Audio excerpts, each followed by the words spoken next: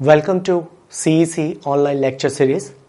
आज के lecture series में हम लोग चैप्टर 1 का जो सेकंड पार्ट है भारतीय राज्य का स्वरूप, उसके तहत भारतीय राज्य के स्वरूप के विषय में गांधीवादी दृष्टिकोण पर गौर करना चाहेंगे। The Gandhian view of the nature of Indian state. देखिए, भारत के राजनीतिक क्षेत्र पर महात्मा गांधी के उदय से पूर्व राष्ट्रीय आंदोलन का नेतृत्व उदारवादी और कट्टरपंथी नेता कर रहे थे, जिसमें सुरेंद्रनाथ बनर्जी, गोपाल कृष्ण गोखले, लोकमान्य बाल गंगाधर तिलक और लाला लाजपत राय का नाम उल्लेखनीय है। और गांधी के नेतृत्व में सन 1920 और 21 में जो असहयोग आंदोलन चला, नॉन कॉपरेशन मूवमेंट, और 30 से 34 के दौरान जो सविनय अवज्ञा आंदोलन, सिविल डिसोबीडियंस आंदोलन मूवमेंट चलाया गया, इसी बीच कई क्रांतिकारी नौजवानों ने सशस्त्र कार्यवाहियां भी की। मजदूर और किसानों के कई जन आंदोलन भी हुए और भारत की सीमाओं के बाहर नेताजी सुभाष चंद्र बोस के नेतृत्व में आजाद हिंद फौज ने भी संघर्ष किया। और इस प्रकार 20वीं शताब्दी के करीब 40 वर्षों तक लगातार जन संघर्ष और जन आंदोलनों की एक श्रृंखला जारी रही। सन 1947 में भारत द्वारा स्वतंत्रता की प्राप्ति केवल भारत के लिए ही नहीं, बल्कि एशिया और अफ्रीका के समूची शोषित जनता के लिए एक हिस्टोरिकल घटना थी, एक ऐतिहासिक घटना थी। देखिए, सन 1919 से 1947 तक महात्मा गांधी जी भारतीय राजनीति पर बहुत सक्रिय रहे। यह ठीक है कि राष्ट्रीय आंदोलन के दौरान कई ऐसे व्यक्ति और वर्ग भी थे जिन्होंने गांधी के नेतृत्व को चुनौती दी, जैसे कि मुस्लिम लीग, कम्युनिस्ट और तमिलनाडु की जस्टिस पार्टी व रामास्वामी नायकर, जिन्हें पेरियर कहते हैं, द्वारा भी स्थापित द्रविड़ कड़घम, जो ब्राह्मणवाद के खिलाफ संघर्ष कर रही थी। पर गांधी जी के विचारों ने इनके समस्त आलोचकों को भी शांत किया और इसलिए गांधीवाद हमारे राष्ट्रीय आंदोलन की एक प्रभावी विचारधारा बनी। देखिए, राज्य की प्रकृति के विषय में यदि गांधी जी के विचारों का अध्ययन करना है तो ये ध्यान रखिएगा, गांधी जी का मत था कि राज्य हिंसा और पार्श्विक शक्ति का प्रतीक है। गांधी जी का कहना था कि राज्य चूंकि हिंसा और पार्श्विक शक्ति का प्रतीक है, यदि कभी सर्वोदय समाज मीन्स एक ऐसा समाज जिसमें सबका भला हो, सबका विकास हो, कभी ऐसा कोई समाज बन सका तो उसमें किसी भी तरह की सरकार की जरूरत नहीं होगी। देखिए, इसी विचार के कारण कई बार गांधी जी की तुलना अराजकतावादियों की तरह मान ली जाती है, क्योंकि पॉलिटिकल थ्योरी में, राजनीतिक सिद्धांत में सभी अराजकतावादियों ने राज्य संस्था के उन्मूलन की बात कही थी और ठीक इसी प्रकार गांधी जी ने भी कही थी। परंतु गांधी जी के विचारों में और अराजकतावादियों के विचारों में कई मौलिक अंतर है। इसके बारे में हम लोग बाद में किसी लेक्चर में जिक्र करेंगे। देखिए, गांधी जी का मानना था कि एक आदर्श समाज वह है जिसमें हर व्यक्ति स्वयं अपना शासक होता है, और गांधी जी ने इसे प्रबुद्ध अराजकता की स्थिति, स्टेट ऑफ एनलाइटेंड एनार्की कहा था। परंतु यह तो आदर्श की बात हुई। व्यवहारिक दृष्टि से वे राजनीतिक सत्ता का ज्यादा से ज्यादा विकेंद्रीकरण करना चाहते थे, यानी ज्यादा से ज्यादा जो राजनीतिक सत्ता है उसका हस्तांतरण असंख्य ग्राम समुदायों के बीच किया जाए, और इस प्रकार प्रत्येक गांव स्वयं में एक पूर्ण गणराज्य होना चाहिए। हर गांव का शासन एक पंचायत द्वारा संचालित होगा और हर गांव की अपनी अपनी विधानसभा होगी और अपनी अपनी कार्यकारिणी और न्यायपालिका भी होनी चाहिए। ग्राम पंचायतों के ऊपर मंडलों की और उनके ऊपर जिलों की और जिलों के ऊपर प्रांतों की पंचायतें होगी और सबसे ऊपर देश के लिए एक केंद्रीय पंचायत होगी। ऐसा गांधी जी का मानना था। और देखिए, गांधी जी ने इस व्यवस्था को ग्राम गणराज्य, विलेज रिपब्लिक की संज्ञा दी थी। जहां तक संभव हो, हर गांव अन्न, वस्त्र, आवास, स्वच्छ जल, शिक्षा, चिकित्सा, सुरक्षा की व्यवस्था स्वयं करेगा और प्रत्येक गांव इस मामले में स्वावलंबी होगा और ऊपर की पंचायतों का नीचे की पंचायतों के सदस्यों द्वारा अप्रत्यक्ष रीति से चुनाव किया जाएगा। विनोबा भावे ने भी कहा था, यदि प्रशासन की बुनियादी इकाई गांव बन जाए तो दरिद्रता के स्थान पर इस देश में प्रचुरता होगी और राजनीति का मानवीकरण तथा लोकतंत्र का जो भारतीयकरण है वो हो जाएगा। देखिए, विनोबा भावे भी स्वयं को एक गांधीवादी विचारक मानते थे। गांधी जी ने ब्रिटिश संसदीय शासन में अपना अविश्वास व्यक्त किया था और उन्होंने प्रसिद्ध ब्रिटिश लेखक कार्लाइल के विचारों को कोट करते हुए संसद को बातचीत की दुकान कहा था। उनका मानना था कि संसद सदस्य स्वेच्छा से नहीं बल्कि नेताओं के इशारे पर दलीय हितों को ध्यान में रखकर मतदान करते हैं। देखिए, आज के दृष्टिकोण में भी गांधी जी का ये विचार बहुत ही तर्कसंगत दिखाई देता है, लेकिन जैसा कि हम जानते हैं कि भारत की संविधान सभा ने भारत में संसदीय लोकतंत्र की स्थापना की और इस विषय में संविधान सभा में कोई गंभीर मतभेद नहीं था। गांधी जी के ग्राम गणराज्य की वकालत करने वाले सिर्फ 1-2 सदस्य थे, जिसमें राम नारायण सिंह, डॉक्टर राजेंद्र प्रसाद का नाम उल्लेखनीय है। और राम नारायण सिंह ने तो यहां तक कहा था कि अधिकतम शक्तियां ग्राम गणराज्यों को दी जानी चाहिए और शेष शक्तियां प्रांतीय सरकारों या केंद्र सरकारों के पास रहनी चाहिए। परंतु संविधान सभा का जो प्रारूप तैयार करने वाली समिति ने इस पर बहुत ज्यादा ध्यान नहीं दिया, क्योंकि कहीं ना कहीं तत्कालीन समय में उन्हें इस विचार की प्रासंगिकता पर कोई तर्कसंगत उत्तर नहीं मिल पा रहा था, जिसके चलते इस पर बहुत कम ध्यान दिया गया। देखिए, ग्राम गणराज्य के आदर्श को वर्तमान परिस्थितियों के संदर्भ में बहुत ही अव्यावहारिक भी माना जाता है।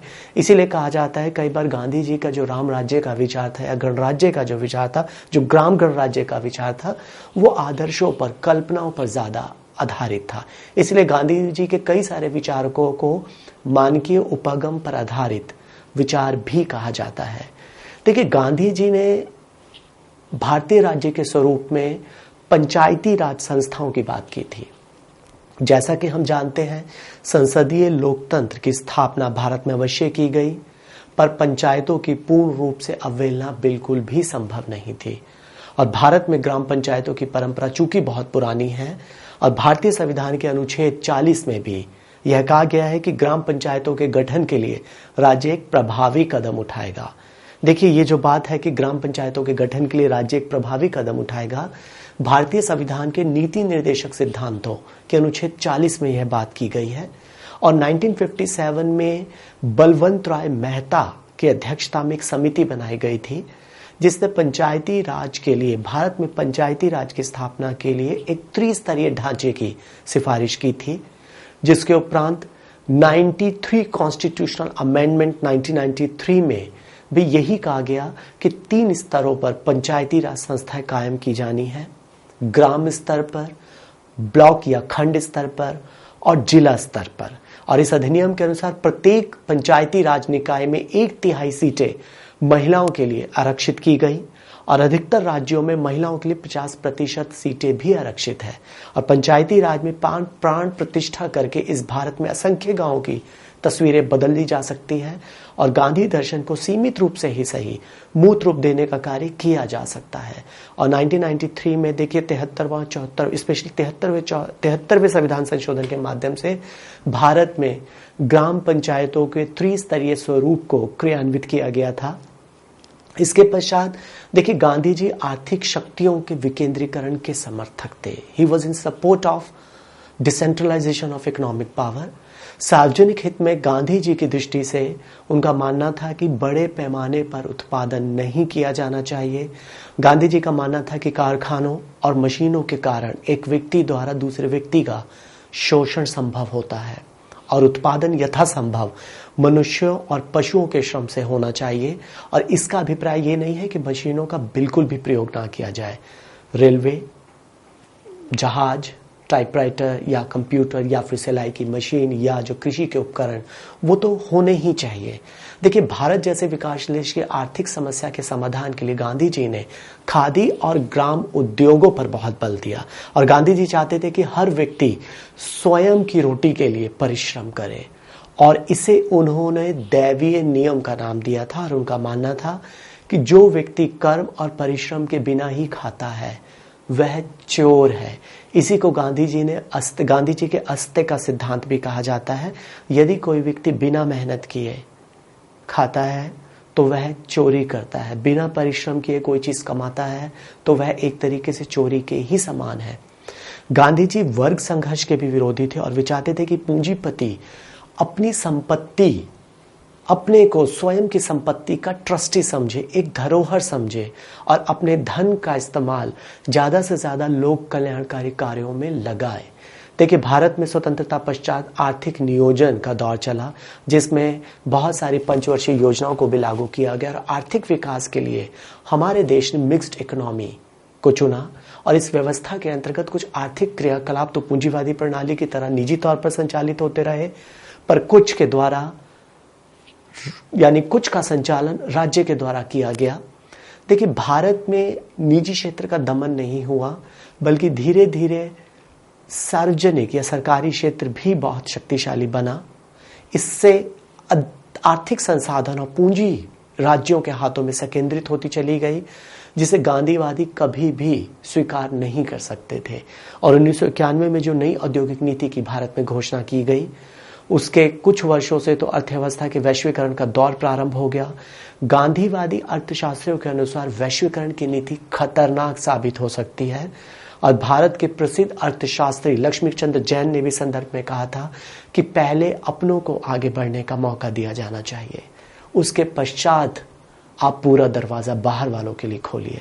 लेकिन दुर्भाग्य से ऐसा नहीं हुआ और उल्टा विदेशियों को ज्यादा तवज्जो तरजीह दी गई, जिससे हो यह रहा है कि अपने ही देश का एक बड़ा उद्यमी आज छोटा हो गया है।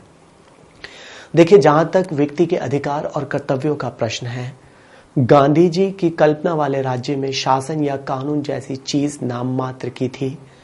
गांधी जी ने कल्पना की थी कि शासन या कानून जैसी चीज नाम मात्र की होगी। ज्यादातर मामलों में लोग अपने इच्छानुसार कार्य करने को स्वतंत्र होंगे और हर व्यक्ति को धर्म पालन की पूरी आजादी होगी।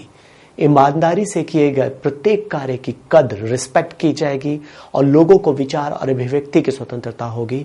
देखिए, गांधी जी ने कहा था कि व्यक्ति का शरीर अउल्लंघनीय है, इनवॉयलेबल है।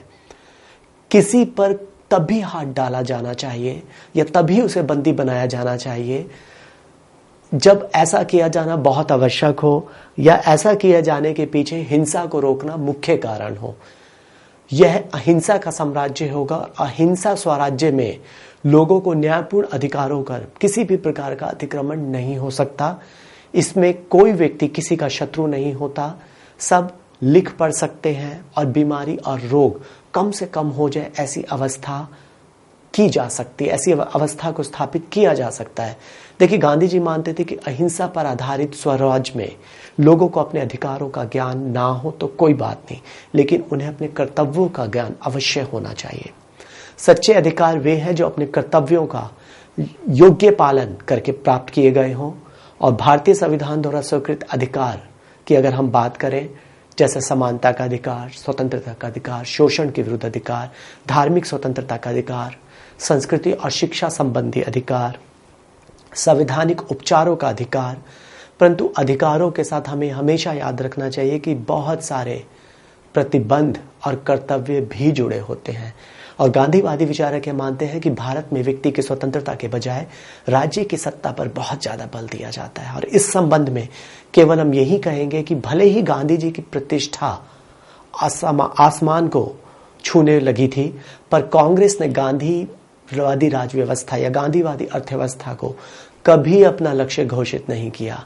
देखिए, ग्रैन्युअल ऑस्टिन ने भी लिखा है एक जगह पर कि कांग्रेस ने चूंकि गांधीवादी आधारों को ही स्वीकार नहीं किया, इसलिए उन पर आधारित संस्थाओं का निर्माण वह कैसे कर सकती थी। देखिए, जहां तक सामाजिक सुधार कार्यक्रमों का प्रश्न है, गांधी जी की सामाजिक न्याय की अवधारणा सर्वोदय के सिद्धांत से स्पष्ट होती है। और सर्वोदय का अर्थ है समाज के प्रत्येक सदस्य का कल्याण और मंगल, welfare of every person of society. और सार्वजनिक कल्याण की दृष्टि से गांधी जी ने कुछ रचनात्मक कार्यक्रमों को चलाया, जिसमें उन्होंने छुआछूत के उन्मूलन की बात की, दलितों के उद्धार के लिए बात की, यह प्रयास किया कि दलितों को मंदिरों में प्रवेश मिले, गौरक्षा के खिलाफ, गौरक्षा के समर्थन में उन्होंने बात की, शराब और अन्य मादक द्रव्यों का विरोध किया और कुष्ठ रोगियों की सेवा की बात की। उन्होंने नई तालीम यानी नई शिक्षा प्रणाली की बात की, संतति नियमन यानी बच्चों के पैदा होने में जो परिवार नियोजन की बात की, उन्होंने स्त्री शिक्षा की भी बात की। और गांधी जी कहा करते थे कि शराब की आदत मनुष्य की आत्मा का नाश कर देती है और उसे धीरे धीरे जानवर की भांति बना डालती है। लोग कोढ़ियों से तो नफरत करते हैं, पर गांधी जी ने यह कहा कि सच्चे कोढ़ी वे हैं जो दिल के गंदे होते हैं, जिनके दिल में बुराई है।